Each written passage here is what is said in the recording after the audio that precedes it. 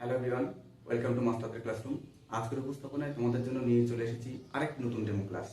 তো চলো শুরু করা যাক। গুড মর্নিং স্টুডেন্টস, আশা করি তোমরা সবাই ভালো আছো।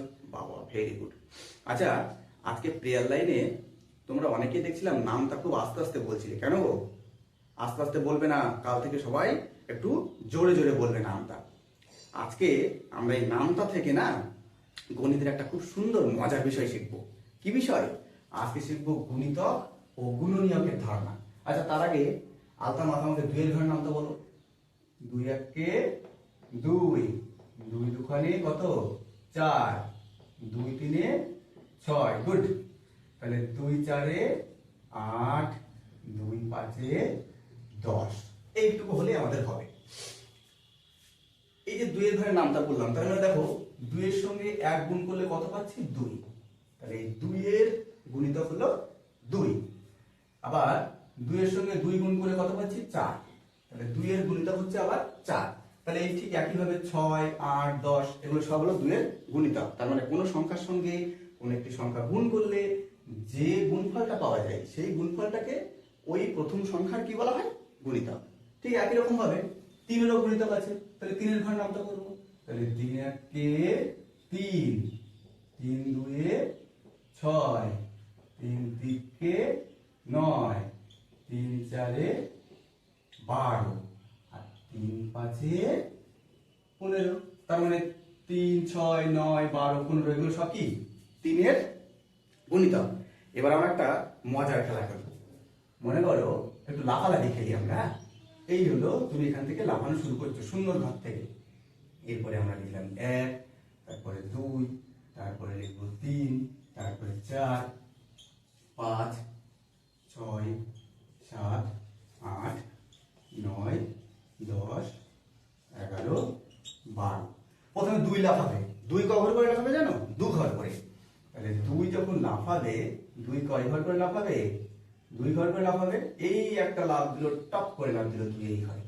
তারপরে আবার 2 ঘর লাফাবে। তাহলে এই লাফ দিল এই।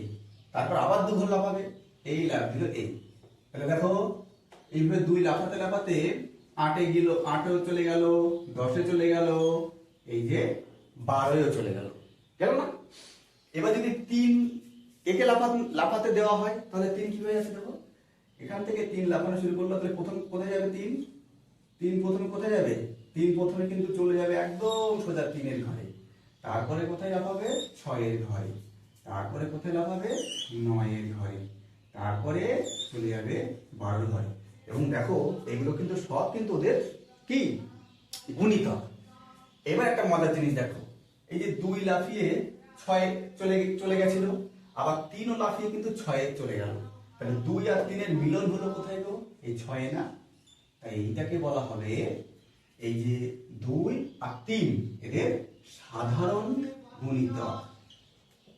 সাধারণ গুণিতক। তাহলে এরকম সাধারণ গুণিতক কিন্তু আরেকটা আছে। কোনটা বলো তো? ঠিক বলেছো আলতা মাস, এই 12। এই 12তে গিয়েও কিন্তু 3 গিয়ে মিলছে, আবার 2 গিয়ে মিলছে। তাই এই 12 কিন্তু এদের সাধারণ গুণিতক। যদি আমরা আরো গুণিতক লিখি 2 আর 3-এর, তাহলে এদের সাধারণ গুণিতক আরো পাবো।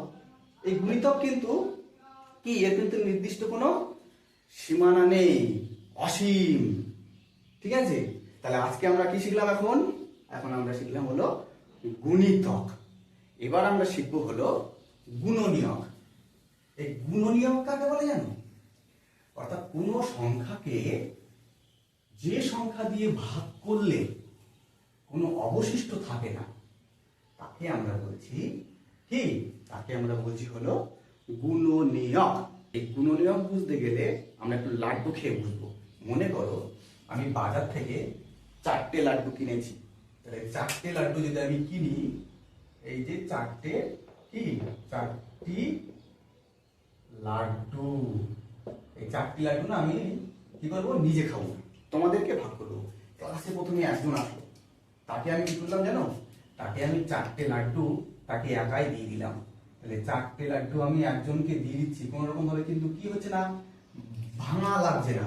তাহলে এই যে একজনের ভিতরে 4টে লাড্ডু সমান ভাবে দিয়ে দিতে পারছি। তাহলে 1 কিন্তু 4-এর কি গুণনীয়ক। এবার যদি এই 4টে লাড্ডু আমি দুইজনের মধ্যে ভাগ করে দিই, এই একজন আর এই একজন, দুইজনের মধ্যে যদি আমি ভাগ করে দিই তাহলে দুইজনের মধ্যে একে আমি দুটো দিলাম, একে আমি দুটো দিলাম, দেখো তো দুজনের মধ্যে সমানভাবে ভাগ হয়ে যাচ্ছে না? কারণ 2 দিয়ে যদি 4কে ভাগ করা হয় তাহলে কোনো অবশিষ্ট থাকে না। তাহলে এক্ষেত্রে 2ও কিন্তু 4-এর গুণনীয়ক। এখন আমি যদি এই 4টে লাড্ডু 3 জনের ভিতরে, এই হলো একজন, এই হলো একজন আর এই হলো একজন, 3 জনের মধ্যে ভাগ করে দিই, তাহলে 3 জনের মধ্যে ভাগ করে দিলে প্রথমে একে দিলাম একটা, একে দিলাম একটা, একে দিলাম একটা, 3টে লাড্ডু দিলাম। এবার থেকে একটা লাড্ডু কাকে দেবো? তার মানে 3 দিয়ে 4কে যদি ভাগ করি না, কোনো না কোনো সংখ্যা অবশিষ্ট থাকবে, তাই না? লাড্ডু তো ভেঙেও দিতে পারবো না, তাহলে 3 কিন্তু 4-এর গুণনীয়ক হবে না, গুণনীয়ক হবে না। এবার যদি এই 4টে লাড্ডু 4 জনের মধ্যে ভাগ করে দিই, তাহলে 4 জনের মধ্যে ভাগ করে দিলে কি হবে? প্রত্যেকে দেখো একটা একটা করে কিন্তু লাড্ডু পাচ্ছে, তাহলে 4 কিন্তু 4-এর গুণনীয়ক কি হলো? তাহলে আমরা 4-এর যে কি পেলাম এখন? 4-এর গুণনীয়ক, তাহলে 4-এর গুণনীয়ক কি কি পেলাম? 4-এর গুণনীয়ক 1 পেলাম, 2 পেলাম, 3 তো হবে না, 4 পেলাম, এগুলো কিন্তু 4-এর গুণনীয়ক পেলাম। এই দেখো গুণনীয়ক কিন্তু নির্দিষ্ট সংখ্যায় থাকে, গুণনীয়ক কিন্তু অনেক হয় না, অর্থাৎ এটা হলো সসীম। যেমন এর আগে আমরা করেছিলাম গুণিতক, আর এখন করলাম গুণনীয়ক। এই গুণিতক আর গুণনীয়কের মধ্যে যদি একটা পার্থক্য তোমাদের বলতে বলা হয় তাহলে কি বলবে বলো তো? হ্যাঁ প্রদীপ বলো। ঠিক বলেছো। অর্থাৎ গুণিতক হলো অসীম আর গুণনীয়ক হলো কি? সসীম। তাহলে আজকের পাঠে আমরা কি শিখলাম? আজকের পাঠে আমরা শিখলাম কি? গুণনীয়ক ও গুণিতকের ধারণা।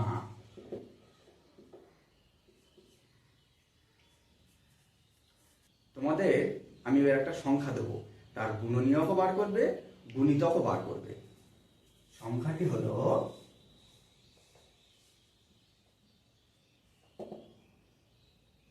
6। এই 6-এর কি বার করবে? গুণিতক 10টি আর গুণনীয়ক। এটা সবার বাড়ির কাজ থাকবে। এই যে ডেমো ক্লাসটা আমি এখানে দিলাম, এখানে আমি গুণিতক এবং গুণনীয়ক সেই দুটো টপিকটাই এখানে তুলে ধরলাম।